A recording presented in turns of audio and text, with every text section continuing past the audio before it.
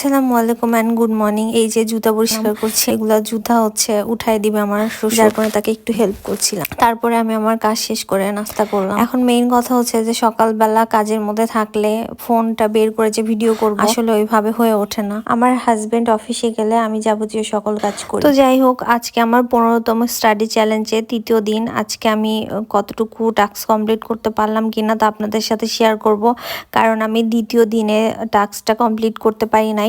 কিন্তু আমি হাল ছেড়ে দেইনি, ব্যস্ততা আসবে আমি বারবার বলেছি। যতই ব্যস্ততা থাকুক না কেন আমি চেষ্টা করি যে একটু হলেও পড়তে, তো আমি লেগে আছি। তো আজকে দেখি আমার ব্যস্ততার মধ্যে আমি পড়তে পারি কিনা। আজকে তেমন ব্যস্ততা নেই, তারপর আসতে বেশি সময় লাগে না। আমি এখন হচ্ছে যে বিবর্তনের সাবজেক্টটা আমার পড়ছিলাম। 2000 years later. আমি সেই ক বিভাগই পড়ছিলাম, কারণ ক বিভাগের অনেকগুলো সাল আমি শেষ করতে পারি নাই। আজকে আর অল্প একটু আছে, জানি না আজকে শেষ হবে কিনা। যদি হয় তাইলে তো ক বিভাগ শেষ করার পরে আমি কালকে থেকে খ বিভাগ পড়বো। আমি আমার খাওয়া দাওয়া শেষ করে দুপুরে টিউশন শেষ করে দেন আমি এখন পড়তে বসলাম।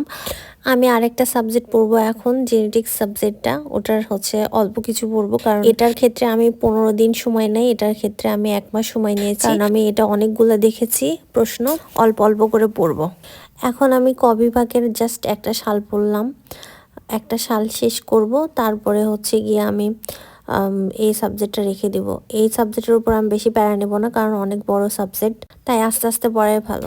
তারপর আমি পড়া শেষ করলাম, পড়া শেষ করে কাপড় ভাবলাম গুছিয়ে রাখি, এলোমেলো হয়ে আছে, সময় পাচ্ছিলাম না কালকে, ওই জন্য আজকে গুছিয়ে ফেললাম। তারপরে আমার হাজবেন্ড আসছিল লেট করে, ও দুপুরের খাবার রাতে খেলো, তো ওকে রাতে খাবার দিয়ে তারপরে আমি কিছু নাস্তা করে তারপরে আমি হচ্ছে উপরে চলে আসলাম। এসে আমি এখন পড়তে বসছি।